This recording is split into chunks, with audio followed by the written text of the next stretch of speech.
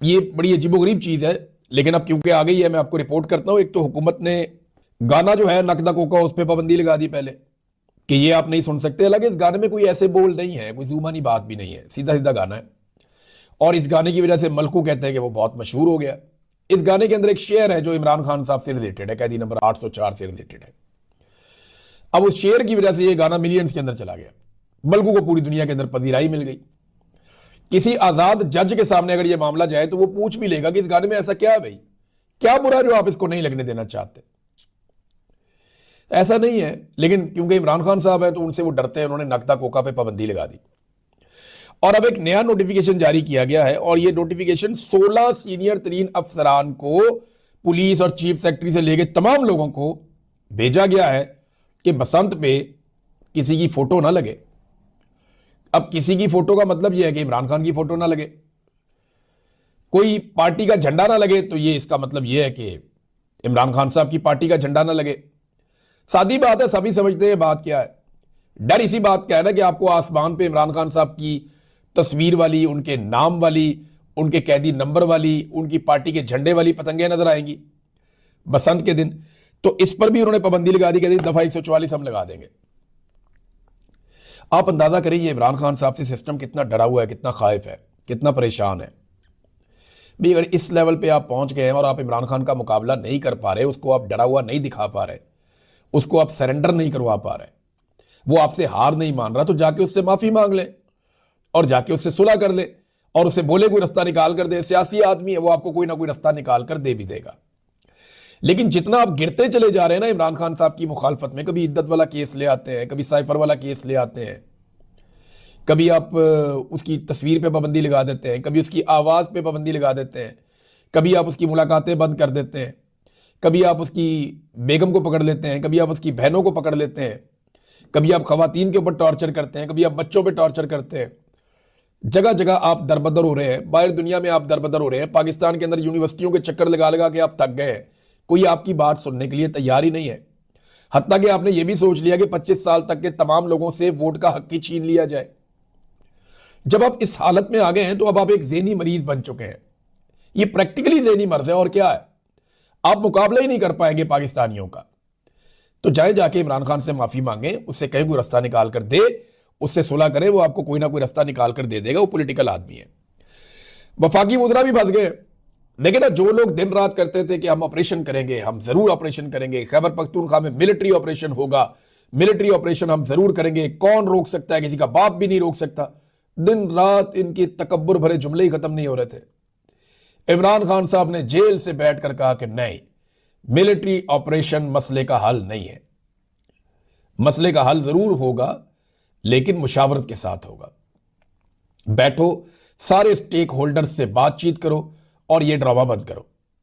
पाकिस्तानियों को मार मार के, कोलेटरल डैमेज कर करके आप कभी भी अमन नहीं ला पाएंगे। इमरान खान ने खुद बताया था, उसने सोल्यूशन कहा था, और अब ये सारे मिलिट्री ऑपरेशन से भाग रहे हैं।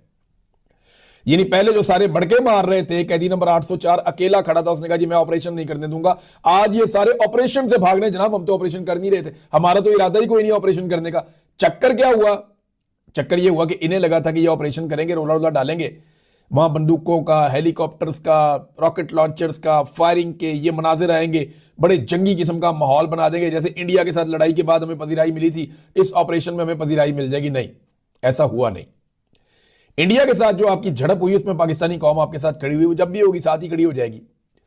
लेकिन जब आप पाकिस्तान के अंदर लड़ाई करेंगे और एक ऐसी लड़ाई करेंगे जिसमें दहशतगर्दी आप खत्म करने के, ऐसा लगता है कि कोई नतीजा निकलना ही नहीं है। अगर निकलना होता तो 22 ऑपरेशंस बड़े हो गए और हजारों छोटे ऑपरेशंस आपने कर दिए हैं, इंटेलिजेंस बेस्ड ऑपरेशंस। अभी तक अमन नहीं आया तो आगे गारंटी क्या है कि अमन आ जाएगा? असल सवाल यह है कि इन दहशतगर्दों को लेकर कौन आया, इनको बनाया किसने, इनको तरबियत किसने दी, इनको यह सारा कुछ सिखाया किसने, इनके हाथों में हथियार पकड़ाए किसने, और इन्हें वापस कौन लेकर आया और वापस लाकर इनको बसाया किसने? देखिए, मुराद सही चीख रहा था, मेरे आप वीलॉग्स उठाकर देख ले जुलाई और अगस्त 2022 के, उसमें मैं चिल्ला रहा हूं, बार बार हम ये कह रहे हैं कि खुदारा रोके इस सिलसिले को, दहशतगर्दों को मत ले आओ वापस। ये उनको वापस लेकर आए, फेंस के अंदर से रास्ते थे, वहां से उनको क्रॉस करवाया, बड़ी तादाद में उनको लेकर आए और उनको मुख्तलिफ इलाकों में बसाना शुरू कर दिया। अब वो मुसीबत गले पड़ी हुई है। अब कहते जी हमने ऑपरेशन करना है।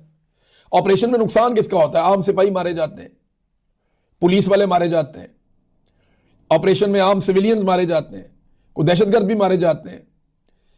लेकिन मकामी लोगों का यह मानना है कि वसाइल पे कब्जे की लड़ाई है और कुछ भी नहीं है। इसमें नुकसान ज्यादा सबसे जो होता है वो मकामी लोगों का होता है। वफाकी वज़रा ने प्रेस कॉन्फ्रेंस की, वजीर दिफा, वजीर इत्तलात, ये लोग बैठे हुए थे। और आपको मैं हैरत की बात बताऊं, ये पाकिस्तान की तारीख की एक अनोखी और पहली प्रेस कॉन्फ्रेंस है जिसमें सवाल करने वाले का सवाल जो है ना उसकी ऑडियो बंद कर देते थे। ये आप अंदाजा करें, ताकि लोग सवाल ही ना सुने, क्योंकि तनकीद तो सवाल में होती है ना कि जनाब आपके ऊपर ये इल्जाम है या आपके से ये सवाल है या ये वाला सख्त सवाल, सवाल ही बंद कर देते थे। और हैरत की बात यह है क्योंकि बाद अगर सवाल ऐसा होता है ना, बंदा सवाल कर रहा होता है, बीच में वजीर बोलता है, फिर ये बंदा बोलता है, फिर वजीर बोलता है, बाद वक्त ऐसे भी होता है। ये अदनान हैदर वाले मामले में आज हुआ भी, दोनों की ऑडियो नहीं आ रही थी। मैं हैरान हो रहा था ये ऑडियो कहां जा रही है। बाद में पता चला जनाब डेलिबरेटली सवालात की ऑडियो बंद की गई है। अंदाजा करें सवालों का गला घोंट दिया इस हुकूमत ने। भैया आपने जवाब देना दें, नहीं देना ना दें, आप ये भी कह सकते हैं नो कमेंट, लेकिन आपने सवाल पूछने पर ही पाबंदी लगा दी और सवाल करने पर ही गला घोंट दिया। आजादी इजहार राय का इससे बुरा गला और कौन घोंटेगा? सहाफियों को चाहिए कि इनका एहतसाब करें, इनसे पूछें कि जनाब हमारी ऑडियो आप सवालात में क्यों बंद कर रहे हैं। अब दावा यह किया वफाकी हुकूमत ने, नंबर 1 कि सूबाई हुकूमत और टीटीपी के दरमियान इत्तफाक राय पैदा हो गया और इसकी वजह से इनखला हुआ है। वो ये कहते हैं, उनका दावा है कि जनाब जो जरगा और टीटीपी के मुज़ाकरात हुए जिनके नतीजे में इनखला हुआ, क्लाइमेट चेंज की वजह से भी नकल मकानी हुई है। ये जनाब वफाकी हुकूमत का लुब्बे लुबाब ये है। अब इस पे जरा आप एक स्टेटमेंट जो शाहिद खटक साहब का है वो आप देख लें। शाहिद खटक साहब ने कहा कि सूबाई हुकूमत को ऑन बोर्ड लिए बगैर जिरगे में कोर कमांडर पेशावर, IGFC और स्टेट के तमाम नुमाइंदे बैठे और फैसले किए। पहले लोगों को नीचे उतारा। इसका मकसद यह था कि बर्फ में वफाकी इदारे और फौज रेस्क्यू ऑपरेशन का क्रेडिट लेंगे और गंद सूबाई हुकूमत पर डालेंगे। वैसे बर्फ के ऊपर एक गाना भी बनाया ISPR ने अभी, बर्फ की चादर। तो शाहिद खटक की बात वहां जाकर मैच कर रही है कि बर्फ के अंदर रेस्क्यू ऑपरेशन करेंगे फौज और वफाकी हुकूमत और ये क्रेडिट लेंगे और सूबाई हुकूमत को गंदा करेंगे। वो काम उल्टा हो गया। वो सारा क्रेडिट जो है वो सूबाई हुकूमत ले गई। सूबाई हुकूमत ने क्रेडिट ले लिया, पाकिस्तान तहरीक इंसाफ के साथ लोग खड़े हो गए, उन्होंने कहा हम इनकी शक्ल नहीं देखना चाहते। तो उसके बाद मामला उलट गया। अब होता ही है ना कि जब आप ऑपरेशन करते हैं तो बड़े जबरदस्त मनाजर आते हैं, उनमें बड़े जबरदस्त नगमे चलते हैं, बड़ी जबरदस्त कवरेजेज होती हैं, तो फिर आपको ऑपरेशन से फायदा भी होता है, आपको मकबूलियत मिलती है। लेकिन यहां काम उल्टा हो रहा था। यहां लोगों की मिजरीज नजर आ रही थी। जो लोग बेचारे अपने इलाके छोड़कर आ रहे हैं वो अपनी कहानियां बता रहे थे कि हमारे साथ कितनी दफा ऑपरेशन किया गया, कितनी दफा हमें हमारे घरों से निकाला गया। तो इनको उल्टा पड़ गया सारा मामला। इन्होंने ऑपरेशन कर दिया कैंसिल। अब ऑपरेशन कैंसिल करके डालना चाह रहे हैं सूबाई हुकूमत के ऊपर, हालांकि जरगा जो है उसके अंदर फजल रहमान के बंदे भी थे।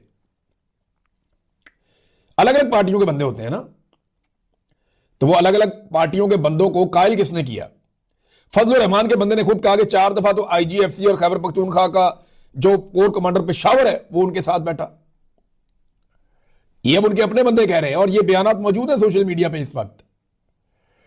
तो ये मुद्दा इन्होंने डाल दिया पाकिस्तान तहरीक इंसाफ की सूबाई हुकूमत के ऊपर। एक्चुअली ये ऑपरेशन करना चाहते थे लेकिन ये ऑपरेशन से भाग गए, जैसे ये इलेक्शन से भाग जाते हैं, जैसे ये मुल्क से भाग जाते हैं, जैसे कोई रिटायर होता है या उसकी हुकूमत खत्म होती है मुल्क से भाग जाता है। ये एग्जैक्टली उसी तरह इस ऑपरेशन से भी भाग गए। कैदी नंबर 804 कहां पे खड़ा है और किस शिद्दत के साथ खड़ा है ये मैं आपको इस वीलॉग में बताता हूं। लेकिन सबसे पहले इमरान खान का स्टेटमेंट का मैं खुद एस्टेब्लिशमेंट को दावत दे रहा हूं कि अगर पाकिस्तान के मफाद में बात करना चाहते हैं, पाकिस्तान की फिक्र है, तो आकर बात करें। इस वक्त मुल्क को बैरूनी खतरात, बढ़ती हुई दहशतगर्दी और मईशत की बहाली के लिए इकट्ठा होना पड़ेगा। मैं ना पहले अपने लिए कुछ मांग रहा था ना अब मांगूंगा। पाकिस्तान ने इस वक्त ऐसा माहौल बना दिया गया है कि कानून सिर्फ कमजोरों के लिए है, ताकतवर के लिए नहीं है। यही निजाम की सबसे बड़ी खराबी है। जमहूरियत 2 बुनियादी चीजों पर कायम होती है। नंबर 1 कानून की बालादस्ती, नंबर 2 इखलाकी इक़्तिदार। आज जमहूरियत के इन दोनों सतूनों को जमीन बोस कर दिया गया है। जो हालात चल रहे हैं वो इस बात के गमास हैं कि जमहूरियत की रूह को कुचला जा रहा है। जब आप लोगों को यह पैगाम देंगे कि जितना बड़ा चोर होगा इतना बड़ा ओहदा मिलेगा, तो इंसाफ का जनाजा निकल जाता है। आसफ जरदारी की बहन के खिलाफ 5 अपार्टमेंट्स का केस नैब के पास है, जो मुलाजमीन के नाम पर है। वो खुद मुल्क से बाहर है और कोई पूछने वाला नहीं है। शहबाज शरीफ पर 22 अरब रुपए मनी लॉन्ड्रिंग का केस था, इसके बावजूद उसे वजीर आजम बना दिया गया। पिछले 3 सालों में पाकिस्तान की इखलाकी इकदार और आईनी ढांचे को बिल्कुल तबाह करके रख दिया गया है। तोशाखाना 2 केस में मजाइका केस ट्रायल दोबारा शुरू किया गया है। बाकी जेल की तरह जेल कोर्ट भी एक कर्नल की मर्जी से चलाई जाती है। मेरी बहनों और वकला तबको कोर्ट में आने से रोका जा रहा है। मेरे रुफका तबको मुझसे नहीं मिलने दिया जाता। मेरे बच्चों से कही कि माँ मेरी बात नहीं करवाई जाती, मेरी किताबें तक नहीं पहुंचने दी जाती, और ना ही मेरे जाती मुआलिज तक मुझे रसाई दी जाती है। ये सब अदालती अहकामात और कवानीन की मुसलसल तौहीन है। अब आए नाजरीन उस बात की तरफ जो मैंने आपसे कही थी। एक तो देखे अली अमीन गंडापुर को इमरान खान साहब ने क्या कहा। शदीद बरहम हुए अली अमीन गंडापुर पर इमरान खान। ये जुबैर अली खान साहब की स्टोरी, और जो लोग इमरान खान साहब के साथ दीगर अली अमीन के साथ इमरान खान को जाकर मिले हैं वो भी क्लेम कुछ इसी तरह का ऑफ द रिकॉर्ड कर रहे हैं। सामने अली अमीन गंडापुर के बोलना तो मुश्किल है उनके लिए, लेकिन वो ऑफ द रिकॉर्ड बता रहे हैं जनाब चंगी क्लास हुई अली अमीन गंडापुर की इमरान खान साहब ने की है। और अगर खैबर पख्तूनख्वा की आवाम को हम महफूज नहीं बना सकते तो इस हुकूमत का क्या फायदा। अस्तीफा दे दो। अगर हमारे लोगों पर ड्रोन हमले किए जा रहे हैं तो असेंबली ही तहलील कर दें। इमरान खान का वज़ीरिस्तान ड्रोन हमले पर शदीद बरहमी का इजहार, ये जनाब इमरान खान साहब ने कहा। उसके अलावा इमरान खान साहब ने जो बातें रिपोर्ट हुई हैं डिफरेंट सोर्सेज से मैं आपको बताता हूं, उन्होंने कहा तुम हर महीने आ जाते हो। अली अमीन गंडापुर को कहा कि जनाब मुज़ाकरात हो रहे हैं, मुज़ाकरात करने चाहिए, मुज़ाकरात चल रहे हैं। तो कोई मुज़ाकरात नहीं हो रहे, हुकूमत से बिल्कुल किसी किस्म के मुज़ाकरात नहीं होंगे। जो बात होगी एस्टेब्लिशमेंट के साथ होगी, और एस्टेब्लिशमेंट जो है वो अगर बात करना चाहती है तो आए मेरे साथ बात करें। अब ये इमरान खान साहब क्यों कह रहे हैं, देखें लुब्बे लुबाब तो यही है ना। यहाँ बहुत सारे लोग अपनी अपनी दुकान खोलकर बैठ जाएंगे कि जी सियासतदानों को आपस में बात करनी चाहिए, सियासतदान खुद अपनी स्पेस एस्टेब्लिशमेंट को दे देते हैं। हम अपने आप को धोखे में क्यों रख रहे हैं भाई। सबको पता है सारा इख्तियार और सारा इख्तियार जनरल आसिम मुनीर साहब के पास है। सब कुछ जो है वो मिलिट्री एस्टेब्लिशमेंट के पास है, हर चीज को वो कंट्रोल कर रहे हैं। स्याह और सफेद के वो मालिक हैं, तो उन्हीं से बात होगी ना भाई। जिनके पास असली फॉर्म 45 है जो लेकर चले गए मैंडेट, उन्हीं से बात होगी ना कि वापस दे दें, या ये जाली बनाई हुई हुकूमत के साथ बैठ के सिर्फ लूडो खेलते रहे। इनके साथ तो बात करने का फायदा कोई नहीं है। ये अपनी मर्जी से वॉशरूम नहीं जा सकते, अपनी मर्जी से स्टेटमेंट नहीं दे सकते। बातें इनकी बहुत बड़ी बड़ी है, लेकिन पल्ले इनके कख भी नहीं है। इनकी सियासी औकात जीरो है, फैसला साजी के अंदर इनका किरदार जीरो है। तो इनके साथ मुज़ाकरात करके इमरान खान ने क्या करना है। देखिए एस्टेब्लिशमेंट ऑफ द रिकॉर्ड ये पैगाम भिजवाती रहती है, और वो हम लोगों को सहाफियों को भी ये कहते रहते हैं। इवन जो अली अमीन गंडापुर है उनको भी ये कहते हैं ये, और बहुत सारे दोस्तों को ये बता रहे हैं कि जनाब अब सियासतदानों को आपस में बात करनी चाहिए, हम पीछे बैठे हुए हैं ना, हम मामला हल करवाते हैं, सियासतदानों से बात करें, हुकूमत के साथ बात करें। इमरान खान साहब की पार्टी या पोजीशन, तो वो सामने आने से डरते हैं, सामने आना नहीं चाहते। इमरान खान ये कहते हैं कि भाई सारा कुछ जो तुम कर रहे हो तो सामने भी आ जाओ, कपड़े उतार के आ जाओ, पता चल जाए कौन क्या कर रहा है। इमरान खान ये चाहते हैं कि एस्टेब्लिशमेंट खुद बातचीत करे, ताकि कोई अगर रह भी गया ओला तो वो भी खत्म हो जाए। लेकिन एस्टेब्लिशमेंट की ये बुज़दिली है जो हमेशा से है कि वो खुलकर सामने नहीं आते। खुलकर आना हो तो फिर मार्शल लॉ ही लगा देना, तो वो खुलकर सामने नहीं आते। और इस वक्त सूरत हाल ये है कि खान साहब कह रहे हैं कि अब ताकत तो है ही नहीं आपके पास, इख्तियार है ही नहीं इनके पास, ये सारे जाली आकर बैठे हुए, मैं इनके साथ क्यों बात करूं। मैं तो बात करूंगा उनके साथ जिन्होंने ये सारा इख्तियार छीना है, जिनके पास ताकत है, जिनके पास फैसला करने की कुव्वत है। अगर मुल्क को बचाना है तो आ जाओ, मुझे कोई डील नहीं चाहिए। वो ये साफ कहता है कि मैं सारी जिंदगी जेल में गुजारूंगा। कैदी नंबर 804 कहां पे खड़ा है और किस शिद्दत के साथ खड़ा है, ये मैं आपको इस वीलॉग में बताता हूं। लेकिन सबसे पहले इमरान खान साहब का स्टेटमेंट का मैं खुद एस्टेब्लिशमेंट को दावत दे रहा हूं कि अगर पाकिस्तान के मफाद में बात करना चाहते हैं, पाकिस्तान की फिक्र है, तो आकर बात करें। इस वक्त मुल्क को बैरूनी खतरात, बढ़ती हुई दहशतगर्दी और मईशत की बहाली के लिए इकट्ठा होना पड़ेगा। मैं ना पहले अपने लिए कुछ मांग रहा था, ना अब मांगूंगा। पाकिस्तान ने इस वक्त ऐसा माहौल बना दिया गया है कि कानून सिर्फ कमजोरों के लिए है, ताकतवर के लिए नहीं है। यही निजाम की सबसे बड़ी खराबी है। जमहूरियत 2 बुनियादी चीजों पर कायम होती है। नंबर 1 कानून की बालादस्ती, नंबर 2 इखलाकी इक़्तिदार। आज जमहूरियत के इन दोनों सतूनों को जमीन बोस कर दिया गया है। जो हालात चल रहे हैं वो इस बात के गमास हैं कि जमहूरियत की रूह को कुचला जा रहा है। जब आप लोगों को यह पैगाम देंगे कि जितना बड़ा चोर होगा इतना बड़ा ओहदा मिलेगा, तो इंसाफ का जनाजा निकल जाता है। आसफ जरदारी की बहन के खिलाफ 5 अपार्टमेंट्स का केस नैब के पास है, जो मुलाजमीन के नाम पर है वो खुद मुल्क से बाहर है और कोई पूछने वाला नहीं है। शहबाज शरीफ पर 22 अरब रुपए मनी लॉन्ड्रिंग का केस था, इसके बावजूद उसे वजीर आजम बना दिया गया। पिछले 3 सालों में पाकिस्तान की इखलाकी इकदार और आईनी ढांचे को बिल्कुल तबाह करके रख दिया गया है। तोशाखाना 2 केस में मजायका केस ट्रायल दोबारा शुरू किया गया है। बाकी जेल की तरह जेल कोर्ट भी एक कर्नल की मर्जी से चलाई जाती है। मेरी बहनों और वकला तबको कोर्ट में आने से रोका जा रहा है। मेरे रुफका तबको मुझसे नहीं मिलने दिया जाता। मेरे बच्चों से कही मां मेरी बात नहीं करवाई जाती। मेरी किताबें तक नहीं पहुंचने दी जाती और ना ही मेरे जाती मुआलिज तक मुझे रसाई दी जाती है। ये सब अदालती अहकामात और कवानीन की मुसलसल तौहीन है। अब आए नाजरीन उस बात की तरफ जो मैंने आपसे कही थी। एक तो देखे अली अमीन गंडापुर को इमरान खान साहब ने क्या कहा। शदीद बरहम हुए अली अमीन गंडापुर पर इमरान खान। ये जुबैर अली खान साहब की स्टोरी और जो लोग इमरान खान साहब के साथ दीगर अली अमीन के साथ इमरान खान को जाकर मिले हैं वो भी क्लेम कुछ इसी तरह का ऑफ द रिकॉर्ड कर रहे हैं। सामने अली अमीन गंडापुर के बोलना तो मुश्किल है उनके लिए, लेकिन वो ऑफ द रिकॉर्ड बता रहे हैं जनाब चंगी क्लास हुई अली अमीन गंडापुर की इमरान खान साहब ने की है। और अगर खैबर पख्तूनख्वा की आवाम को हम महफूज नहीं बना सकते तो इस हुकूमत का क्या फायदा। अस्तीफा दे दो। अगर हमारे लोगों पर ड्रोन हमले किए जा रहे हैं तो असेंबली ही तहलील कर दें। इमरान खान का वजीरिस्तान ड्रोन हमले पर शदीद बरहमी का इजहार, ये जनाब इमरान खान साहब ने कहा। उसके अलावा इमरान खान साहब ने जो बातें रिपोर्ट हुई हैं डिफरेंट सोर्सेज से मैं आपको बताता हूं, उन्होंने कहा तुम हर महीने आ जाते हो। अली अमीन गंडापुर को कहा कि जनाब मुज़ाकरात हो रहे हैं, मुज़ाकरात करने चाहिए, मुज़ाकरात चल रहे हैं। तो कोई मुज़ाकरात नहीं हो रहे।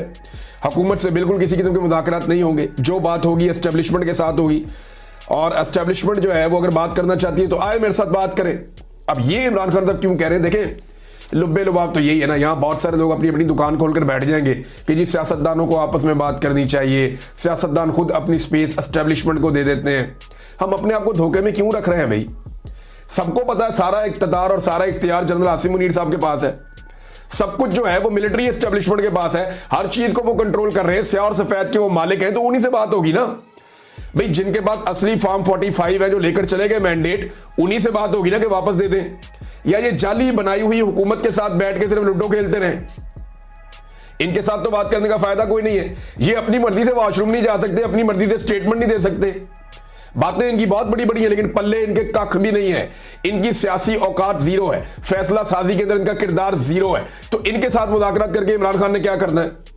देखिए एस्टेब्लिशमेंट ऑफ द रिकॉर्ड ये पैगाम भिजवाती रहती है और वो हम लोगों को सहाफियों को भी ये कहते रहते हैं। इवन जो अली अमीन गंडापुर है उनको भी ये कहते हैं ये, और बहुत सारे दोस्तों को ये बता रहे हैं कि जनाब अब सियासतदानों को आपस में बात करनी चाहिए। हम पीछे बैठे हुए हैं ना, हम मामला हल करवाते हैं, सियासतदानों से बात करें, हुकूमत के साथ बात करें। इमरान खान साहब की पार्टी या पोजीशन, तो वो सामने आने से डरते हैं, सामने आना नहीं चाहते। इमरान खान ये कहते हैं कि भाई सारा कुछ जो तुम कर रहे हो तो सामने भी आ जाओ, कपड़े उतार के आ जाओ, पता चल जाए कौन क्या कर रहा है। इमरान खान ये चाहते हैं कि एस्टेब्लिशमेंट खुद बातचीत करे ताकि कोई अगर रह भी गया ओला तो वो भी खत्म हो जाए। लेकिन एस्टेब्लिशमेंट की ये बुज़दिली है जो हमेशा से है कि वो खुलकर सामने नहीं आते। खुलकर आना हो तो फिर मार्शल लॉ ही लगा देना। तो वो खुलकर सामने नहीं आते। और इस वक्त सूरत हाल ये है कि खान साहब कह रहे हैं कि अब ताकत तो है ही नहीं आपके पास, इख्तियार है ही नहीं इनके पास, ये सारे जाली आकर बैठे हुए, मैं इनके साथ क्यों बात करूं। मैं तो बात करूंगा उनके साथ जिन्होंने ये सारा इख्तियार छीना है, जिनके पास ताकत है, जिनके पास फैसला करने की कुव्वत है। अगर मुल्क को बचाना है तो आ जाओ, मुझे कोई डील नहीं चाहिए। वो ये साफ कहता है कि मैं सारी जिंदगी जेल में गुजारूंगा।